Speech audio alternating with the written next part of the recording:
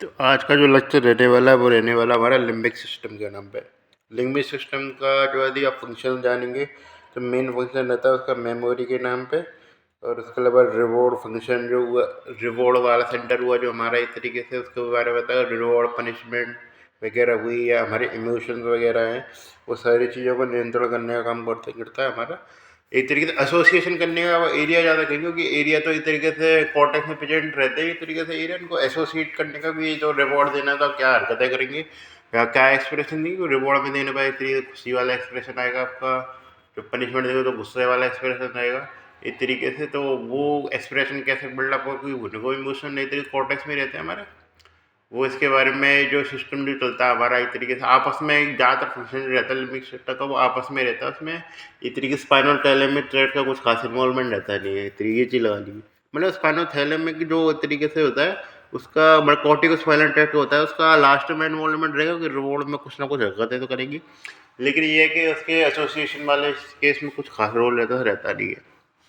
तो इसलिए हम टॉपिक स्टार्ट कर रहे हैं हमारा लिम्बिक सिस्टम।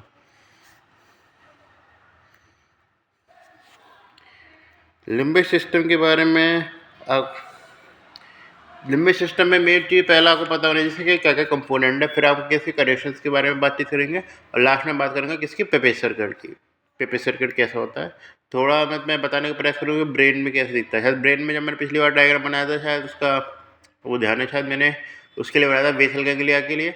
तो उसमें मैंने स्ट्रक्चर बनाए थे, बीच बीच में सिंगुलेट गायरस बनाया था, और बीच में मैंने बताया था जैसे लिटरल वेंट्रिकल के बीच में एक स्ट्रक्चर आ रही थी जिसका नाम मैंने बताया था फॉरेनिक्स था। चलो अब जैसे बाद में देख के बता देते सीधे सीधे। सबसे पहले आता है component of limbic system.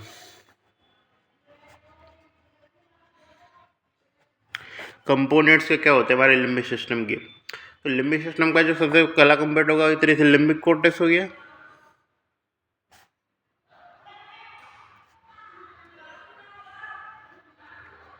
Limbic cortex में क्या क्या होता है हमारा जो स्टार्टिंग होती है वो होता है हमारा सिंगुलेट गायरस। जो सिंगुलेट गायरस बीच में होता है, जैसे बात करूँ पैरा टर्मिनल गायरस होता है।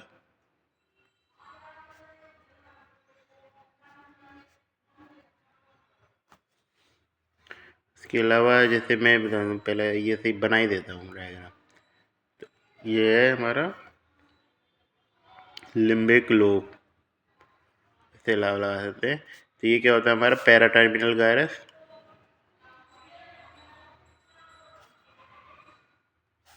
ये क्या होगा हमारा सिंगुलेट गायरस।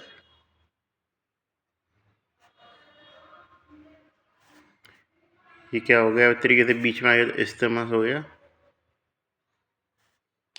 ये पैरा हिप्पोकैम्पल एरिया है, इसके आगे हिप्पोकैम्पस है, उसी बारे में बचे दूंगा। Para hippocampal area. और ये क्या हो गया हमारा अनकस। ये इसके पैरा हिप्पोकैम्पल एरिया का मतलब क्या है, इसके आगे क्या होगा हमारा हिप्पोकैम्पस होगा। ये चीज़ जान रहे ना, इसके क्या क्या रहता है हमारा हिप्पोकैम्पस रहता है, और हिप्पोकैम्पस और जो पैरा हिप्पोकैम्पस के बीच का जो हिस्सा कहा जाता है उसे कहते हैं हम डेंटेड गैरस। ये चीज़ है। थोड़ी सी और स्ट्रक्चर के बारे में बताऊँ तो हिप्पोकैम्पस से स्ट्रक्चरली जुड़ा रहता है किससे, इस तरीके से हमारा गायरस फेसियोलैरिस से। गायरस फेसियोलैरिस, और आगे किससे जुड़ा रहता है हमारा इंडस्ट्रियम ग्रेसिनियम से। क्या ये इस तरीके से मैंने बताया था कौन सा, ये हिप्पोकैम्पस हो गया हमारा।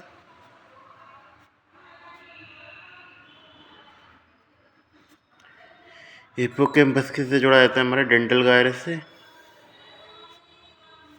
डेंटल गायरस जो होता है उससे क्या होता है गायरस फेसियोलैरिस से जुड़ा रहता है।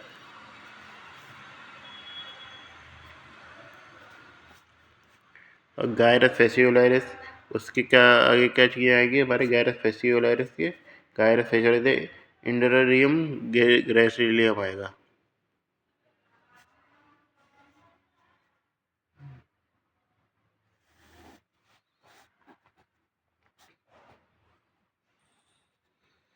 इंडर्सियम ग्रिसेरम ये थी ये इसके ये कंपोनेंट खाली नाम की कार्य है जो मैंने बताए थे। डेंटल कार्य खाली बस हिप्पोकैम्पल फॉर्मेशन के नाम पे याद रखना। फंक्शनल इनका रोल ऐसा कुछ खास है नहीं है।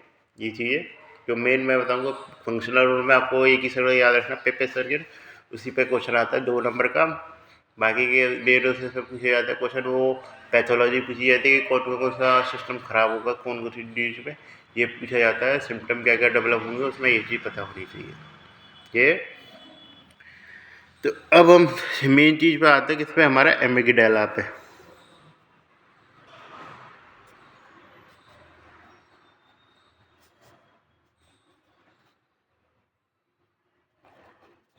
ये तो मैंने बताया था चलो इंडस्ट्रियल गायराम, ये क्या था हिप्पोकैम्पल डेंटेड, ये किसका आता है, हमारा हिप्पोकैम्पल फॉर्मेशन का पार्ट है, इसे नाम लिख देता हूँ हिप्पोकैम्पल फॉर्मेशन।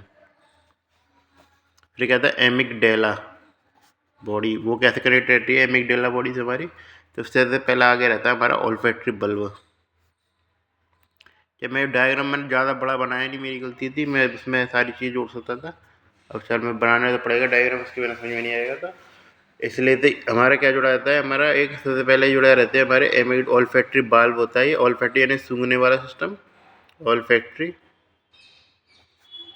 ऑल्फैक्टरी बल्ब, वो किससे जुड़ा रहता है, हमारा एमिगडाला कॉम्प्लेक्स से जुड़ा रहता है। एमिगडाला बॉडी है, एमिगडाला कॉम्प्लेक्स की बात कर लेता हूँ, कॉम्प्लेक्स। तो ये क्या होती है, हमें एमिगडाला बॉडी होती है।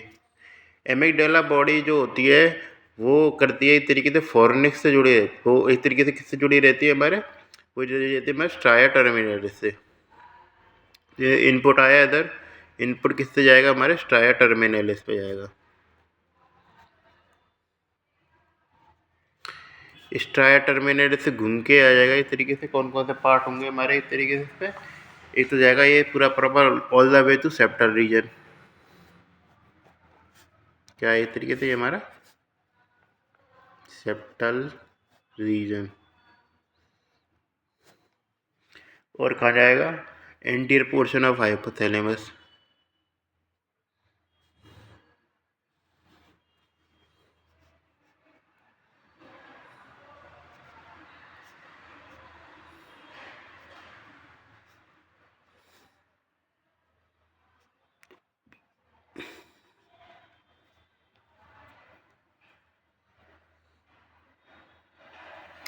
एंटीरियर पोर्शन ऑफ हाइपोथैलेमस पे चला गया, कौन कौन सी चीज़ें बचती है हमारे पास, और वो बचती है एक तरीके से एंटीरियर कमिश्नर, उसके बारे में बातचीत करूँगा। ये एक तरीके से किसका पार्ट होता है, एंटीरियर कमिश्नर हमारे कार्पस कैलोसम का पार्ट होता है, उसके बारे में चारों पार्ट जो होंगे उससे चर्चा करें। कार्पस कैलोसम तो हमारा होगा वेंट्रिकल, उसके पूरा एक प्रॉपर लेक्चर होगा, ऐसी बात नहीं है ये चीज़। तो इसलिए एमिगडाला कॉम्प्लेक्स वजह से क्या होता है हमारा एक तरीके स्ट्राया टर्मिनलिस होता है, थोड़ा सा पूरा नाम लेता है स्ट्राया टर्मिनलिस, उससे क्या जाता है हमारे सेप्टल रीजन में जाता है, और क्या जाता है एंटीरियर पोर्शन ऑफ हाइपोथैलेमस, और किस में जाता है हमारा एक तरीके से एंटीरियर कमिश्नर, कुछ हाइबर न्यूक्लियस पे जाता है, उसको याद रखने की जरूरत नहीं है ये। तो इस प्रकार हमारा सिस्टम चलता है एक तरीके से, जो सारी चीज़ें मैंने उसके बारे में बातचीत कर ली है। तो अब हम बात करते हैं मेन जो फिजियोलॉजिकल एक्सपेक्ट, ये तो हमारे सर्किट थे मेन।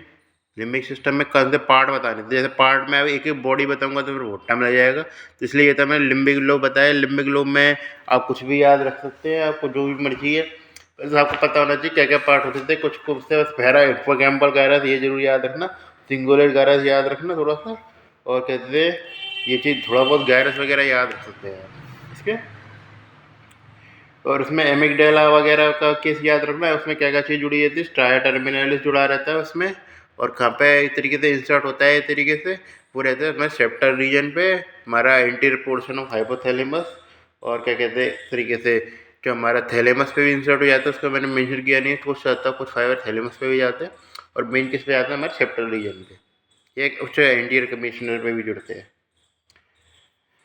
तो ये चीज़ें अब आते हैं मेन रूप से फंक्शनल यूनिट पे, क्योंकि वही इस तरीके से मेन है हमारा।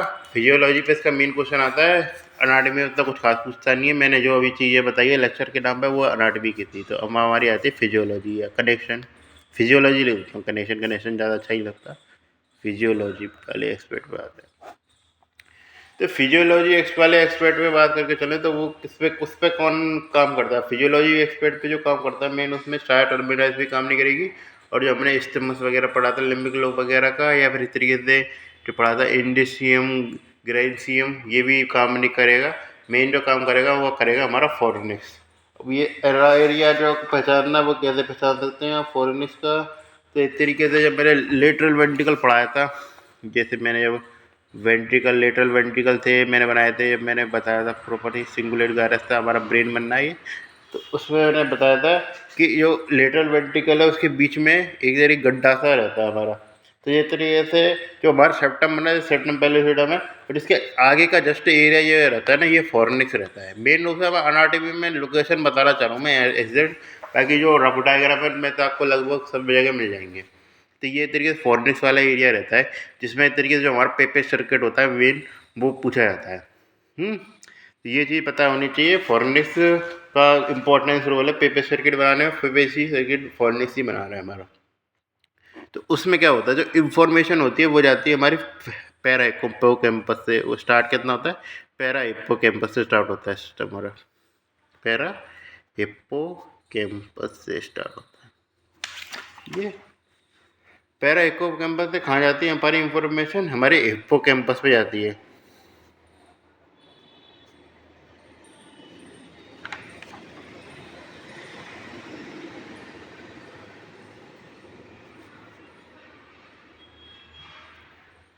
हिप्पोकैम्पल फॉर्मेशन कहना पड़ेगा मुझे पूरा, क्योंकि हिप्पोकैम्पस यहाँ है लेकिन पूरी जो इन्फॉर्मेशन है फॉरेनिक्स तक पहुँचती कैसी है। तो हिप्पोकैम्पस तक पहुँचने के लिए जो उसमें रोल आता है, तो वो कहते हैं इसमें और चीज़ों का रोल रहता है। ये तो हिप्पोकैम्पल फॉर्मेशन पे जा रही है, फिर उससे कहाँ चली जाती है इंफॉर्मेशन हमारी, वो चली जाती है फॉरेनिक्स पे।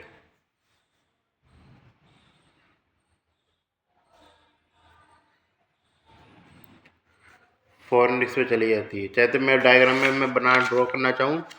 फॉरेनिक्स वाला एरिया कौन सा रहता है हमारा, इस तरीके से अब दोबारा बनाना पड़ेगा मुझे कैसा।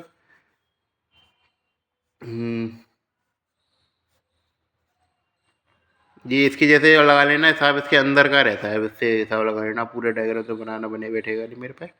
ये चीज़ें, ये हिप्पोकैम्पस था हमारा यहाँ पे, तो उसमें यार तो एक तो ये एरिया जा रहा है हिप्पोकैम्पस फॉर्मेशन का, एक और इंफॉर्मेशन निकलता है, जिसमें क्या निकलता है हमारे फिर फॉरेनिक्स निकलता है।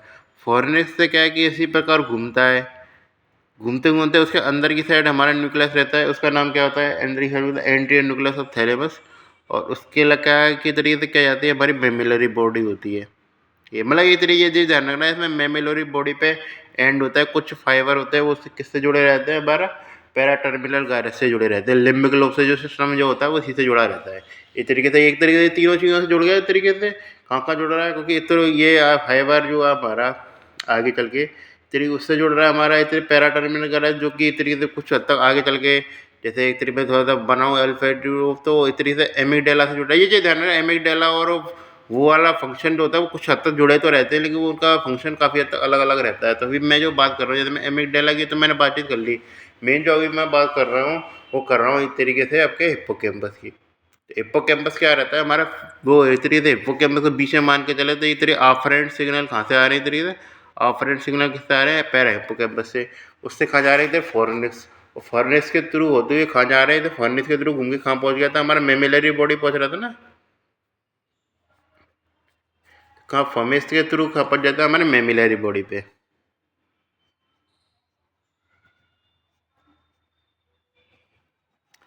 और मेमिलरी बॉडी से कहाँ जाता है, फिर हमारा रोल आ जाता है कौन सा, एंटीरियर न्यूक्लियस ऑफ थैलेमस पे।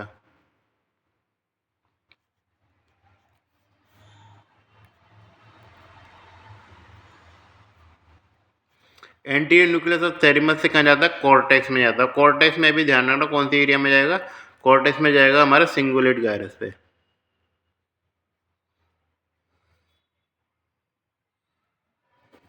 ये इस प्रकार जो सिस्टम है हमारा वो काम करता है, ये चीज़ें। तो इस प्रकार हम सिस्टम बनाते हैं प्रॉपर। इसका क्या से कहाँ से सिस्टम स्टार्ट होता है हमारा, सिंगुलेट गायरस मैंने बताया था, ये जो एरिया होता है सबसे ऊपर वाला ये रहता है हमारा सिंगुलेट गायरस। इसी के आधार पर हमारे सारे रिवॉर्ड वगैरह पनिशमेंट फंक्शन, रिवॉर्ड पनिशमेंट के गायरस अलग अलग रहते हैं। ये है हमारा मेमोरी वाला जो गायरस रहता है मेन, वो इस तरीके से अपर वाला फोर्ड सिंगुलेट गायरस रहता है, तो इस तरीके मेमोरी में रोल रहता है इसका हिप्पोकैम्पस का। तो ये चीज़ है, खासकर जो रिसेंट मेमोरी है जो होती है हमारी, वो इस तरीके से हिप्पोकैम्पस फॉर्मेशन से काफ़ी हद तक जुड़ी रहती है। ये रिवॉर्ड सेंटर की बात करें तो तो रिवॉर्ड सेंटर में आता है हमारा मेन जो है जैसे मीडियल फॉरवेन बंडल आता है। और हमारा पनिशमेंट सेंटर में क्या आता है, पनिशमेंट सेंटर में आता है हमारा सेंट्रल ग्रे एरिया। ये तो सब मैं लिख देता हूँ ये जगह, मेरे का ये थोड़ा सा नोट्स बन जाएंगे। ये चीज़ है एक तरीके से हमारा रिवॉर्ड सेंटर, एक तरीके ये जो हमारी अनाटमी वगैरह होती है, कनेक्शन वगैरह बनाने थे वो एक तरीके से हो गए। पेपेज सर्किट की बात कर लेते हैं, तो पेपेज सर्किट की बात इसी में जगह कर लेता हूँ, मैं अलग अलग जगह क्या बात करूँ। पेपेज सर्किट में बात करिए तो आपको ये चीज़ ध्यान रखना है कि बस इस तरीके से ऑफरेंट आ रहा था, यहाँ से लेकर आपको यहाँ तक का जो पूरा हिस्सा है उसको हम कहते हैं पेपेज सर्किट। पैरा हिप्पोकैम्पस में ऑफरेंट में जोड़ दिया, वैसे तो सीधे रोल नहीं है इसका, तो इसलिए यहाँ तक से लेकर यहाँ तक का जो पूरा एरिया जो होता है हमारा, यहाँ तक लेकर यहाँ तक का, इसको हम कहते हैं पेपेज सर्किट। क्योंकि पेपेज सर्किट की इंपॉर्टेंस क्या है, क्योंकि जितने भी लर्निंग जो हमारा काम होता है मेमोरी फंक्शन हुआ मेमोरी में, या लर्निंग में कोई न्यू इन्फॉर्मेशन है, कोई न्यू मेमोरी है, तो लर्निंग में इसका रोल रहता है। कोई भी न्यू इन्फॉर्मेशन ग्रहण करनी है हमको तो वो इसी से आएगी। पैरा हिप्पोकैम्पस ऑफरेंट रहेगा हमारा, और उसके बाद क्या होगा हमारा हिप्पोकैम्पस फॉर्मेशन से होते हुए इतनी सिंगुलेट गायरस में जाएगी। ये डायरेक्ट सिंगुलर गायरस में जाती पूरा इस तरीके से सिस्टम चलता है हमारा। ये है तो पैरा हिप्पोकैम्पस में आती है, फिर वहाँ से प्रॉपर सिस्टम चलता है लर्निंग प्रोसेस का। तो उस बाकी इसके बारे में हम बातचीत करेंगे लर्निंग प्रोसेस के आगे के लेक्चरों में। तो ये तरीके से हमारा पेपेज सेंटर होता है, वो इस तरीके से काम करता है। ये रिवॉर्ड सेंटर रहता है हमारा कौन से एरिया में, रिवॉर्ड सेंटर रहता है हमारा इस तरीके से लेटरल है वेंट्रोमीडियल न्यूक्लियस पे, या ऐसे इनमें लेटर मीडियल कॉर्टेक्स के केस में कहें तो रहता है हमारा मीडियल फोरवेन बंडल। और इस तरीके से जो हमारा पनिशमेंट सेंटर क्या रहता है, सेंट्रल ग्रे एरिया। ये मेन जो आपसे पूछा जा सकता है वो पूछा जा सकता है इससे रिलेटेड पैथोलॉजी के बारे में। पैथोलॉजी क्या क्या पूछ सकता है आपसे, तो पैथोलॉजी सबसे पहला पॉइंट आता है क्या कि इस तरीके से मानिए ना एमिगडाला डिस्फंक्शन कर जाए,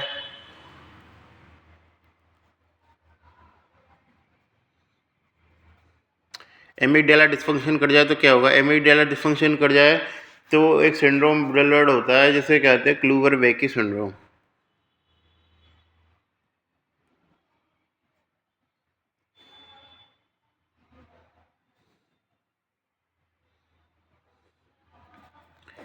क्लूवर-बेकी सिंड्रोम में क्या देखने को मिलता है हमको, हाइपर सेक्सुअल बिहेवियर देखने को मिलता है,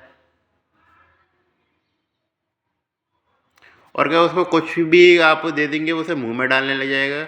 इसे तो हाइपरफेजिया देखने को मिल जाता है। ये इंपॉर्टेंट क्वेश्चन है, पूछ सकता है। उसके अलावा यदि मान लीजिए हिप्पोकैम्पस डिस्फंक्शन हो जाए हमारा,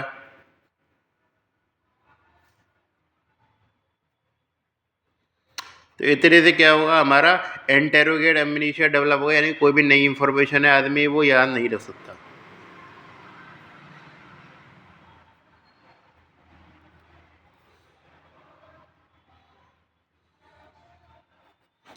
पेपर सेट के लिए याद रखना था, क्वेश्चन पूछा जाता है मेन। और इसके अलावा ये चीज़ ध्यान रखना, ये काफ़ी राम मैंने बस खाली अनाटमी के लिए बताने के लिए, और अनाटमी पे वो क्वेश्चन नहीं पूछता। अनाटमी में बहुत सारे टॉपिक रहते हैं उस पर क्वेश्चन पूछने के लिए, तो बाकी का जो पोर्सन था वो अनाटमी का था और उस पर वो क्वेश्चन नहीं पूछता है। ये चीज़ है, तो इसलिए आपको पता होना चाहिए क्या सिलेक्टिव में ये चीज़ होती है। कुछ आप खुद भी प्रिडिक्ट कर सकते हैं चीज़ों को, क्या क्या क्वेश्चन आ सकते हैं किसी भी टॉपिक में।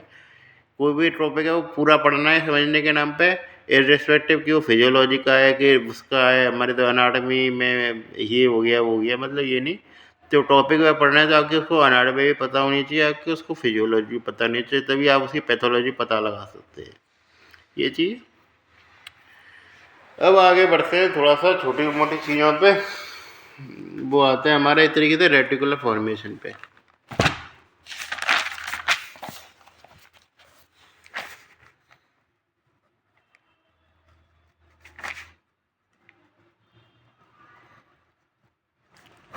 रेटिकुलर फॉर्मेशन के बारे में मैंने शायद पहले ही बताया था ये तरीके से में रहती है medial vein, mid brain, pons और किस में रहती है मेडुला में। तो मिड ब्रेन, पोन्स और मेडुला के कौन कौन सी जगह रहेगी, तो उसमें ध्यान रखना न्यूक्लियस इन्वॉल्व रहते हैं मिड ब्रेन, पोन्स और मेडुला में। मैं ऐसे ही डायग्राम से बना रहा हूँ, ये कोई डायग्राम में नहीं है ये इस तरीके से। तो मिड ब्रेन, पोन्स और मेडुला में एनाटॉमी बता रहे हैं अभी। तो जो बीच साइड होती है उसमें कहते हैं एक तरीके से इंटरमीडिएट साइज की न्यूक्लियर फाइबर रहते हैं, जिसमें क्या रहते हैं उनको एक तरीके से राफे न्यूक्लियस रहते हैं। बीच का जो रहता है इसके इस तरीके से जो बीच में आएगा उसमें कैसे रहते हैं हमारे राफे न्यूक्लियस, सबसे ऊपर साइड होते हैं डॉर्सल राफे न्यूक्लियस। फिर क्या होते हैं, फिर न्यूक्लियस राफे पॉइंटिस, और नीचे क्या होते हैं न्यूक्लियस राफे मैग्नस। ये एक तरीके से मिडल मोस्ट पार्ट होता है। इस तरीके से कैसे होता है, इस तरीके से मैं नाम लेता हूँ राफे न्यूक्लियस कहते हैं ये तरीके से, सॉरी, इसको क्या कहते हैं हमारे राफे न्यूक्लियस। राफे न्यूक्लियस का जो काम होता है इस तरीके से क्या होता है, राफे न्यूक्लियस का काम होता है इस तरीके से जो पेन का पाथवे उसको कंट्रोल करते हैं, पेन कंट्रोलिंग पाथवे होते हैं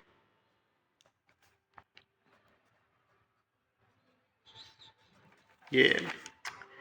फिर आते हैं हमारे बीच के फाइबर, बीच में आते हैं हमारे इस तरीके से पोंटाइन न्यूक्लियस, फिर क्वाड्रल पोंटाइन न्यूक्लियस, फिर जिंजाटो सेरिबेला न्यूक्लियस।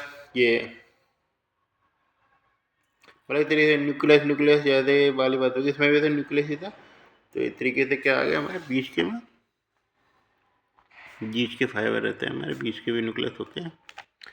बीच के न्यूक्लियस से सबके अलग अलग नाम रहेंगे हमारे, उसका ध्यान रखना। पोंटाइन न्यूक्लियस हमारा रहेगा, पोंटाइन न्यूक्लियस, और नीचे की साइड हमारा रहेगा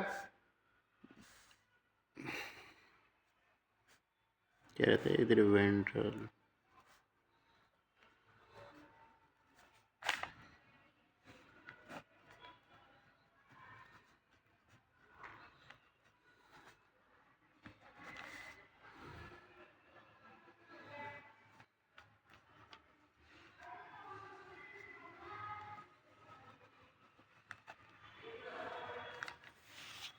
इसका क्या काम रहता है, गिगानेटिव मीडियल वाले फाइबर हुए हैं इनका।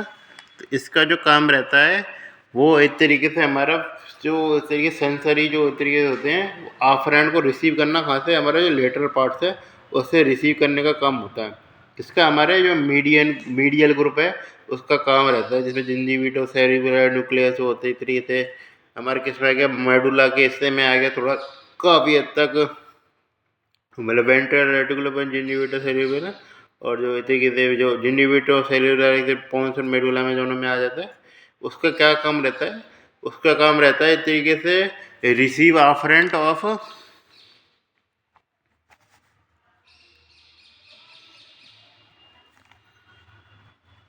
Lateral nucleus. लेटरल न्यूक्लियस का मतलब है जस्ट बगल वाला, हम बहुत ज़्यादा अलग मत समझ लेना।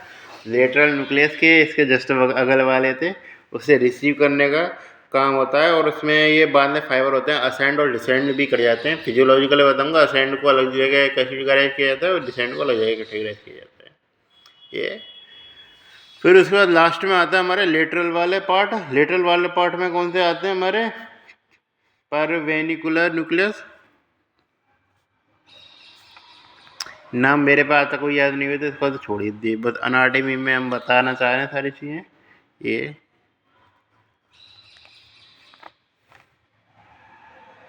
परविकुलर न्यूक्लियस और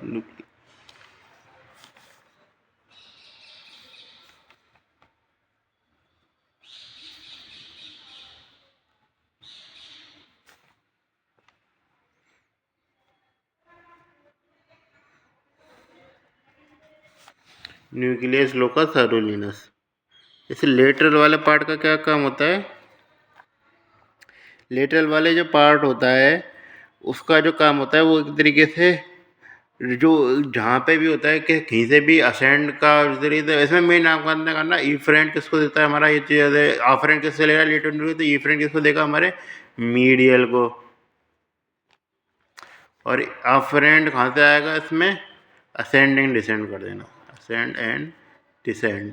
इससे ये चीज़ तो पता लगा सकते हैं नॉर्मल कि इस तरीके से लेटरल और मीडियल होता है वो आपस में काम करता है, जिसमें इस तरीके से असेंडिंग फाइबर होते हैं या कहीं पे जो इस तरीके से रेटिकुलर फॉर्मेशन बच रही है वो इस तरीके से लेटरल न्यूक्लियस पे आ रही है, और लेटरल न्यूक्लियस को दे रहा है हमारे जो मीडियल न्यूक्लियस है उनको दे रहा है, और वो क्या है एक तरीके से पहुँचाने का काम कर रही है।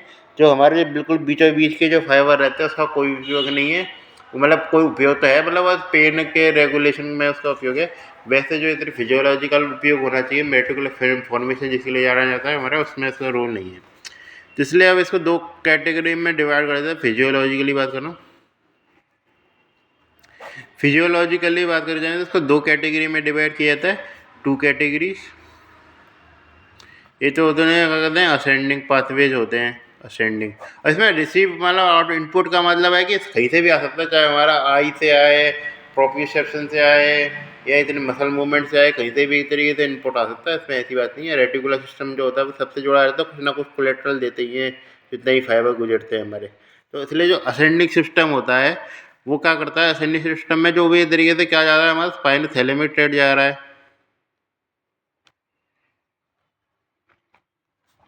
या इस तरीके से कौन सा हुआ कोलेट्रल होते हैं। इसमें क्या स्पाइनोथैलेमिक ट्रैक्ट हुआ या ऑप्टिक ट्रैक्ट हुआ, या इस तरीके से डोर्सल कॉलम हुआ प्रोप्रियोसेप्शन के लिए, वो क्या देते हैं गिव कोलेट्रल, तो क्या देते हैं इसको हमारे रेटिकुलर सिस्टम को। और रेटिकुलर सिस्टम क्या करता है इस तरीके से उन कोलेट्रल से को क्या पहुंचाने का काम करता है, किस पे हमारा इस तरीके से थैलेमस पे, रेटिकुलर न्यूक्लियाई पे।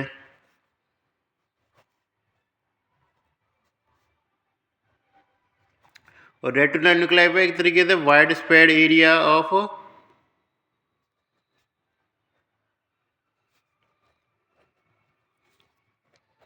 कॉर्टेक्स। इससे क्या होता है इस तरीके असेंडिंग पाथवे जिसको हम क्या कहते हैं रेटिकुलर एक्टिवेटिंग सिस्टम भी कहते हैं, रास कहते हैं इसलिए। तो उसका क्या जो काम रहता है इस तरीके से कहीं से भी फाइबर आ रहे हैं तो इस तरीके से अटेंशन वगैरह जो इस तरीके से उसका काम होता है इस तरीके से। तो इसका काम क्या रहता है अटेंशन का, अटेंशन का जो काम होता है इस तरीके से उसका रहता है। यदि डिसफंक्शन हो जाए तो क्या हो जाता है, डिसफंक्शन में क्या बदल सकता है, इस तरीके कोमा बिल्डअप हो सकता है।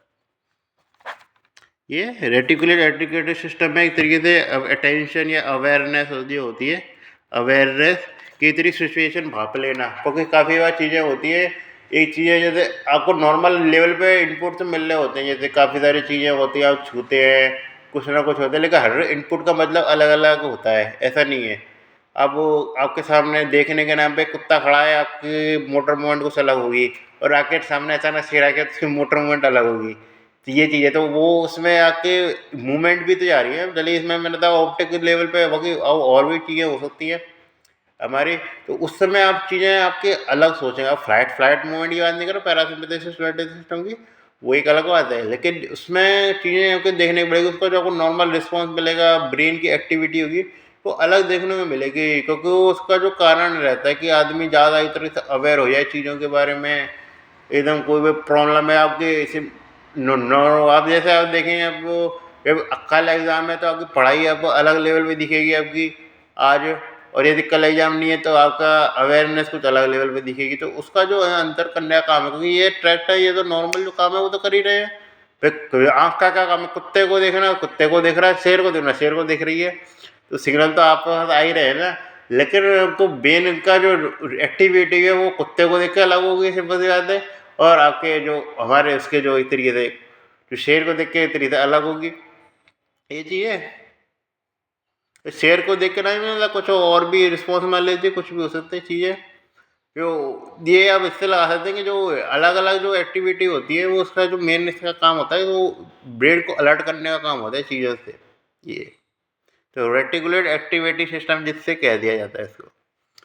ये डिसेंडिंग के केस में बात करें चले तो मैंने पहले ही इसके बारे में बातचीत करी थी, बहुत बढ़िया डायग्राम मैंने बनाया था। डिसेंडिंग पाथवे का कौन सा था हमारा रेटिकुलो स्पाइनल ट्रैक्ट।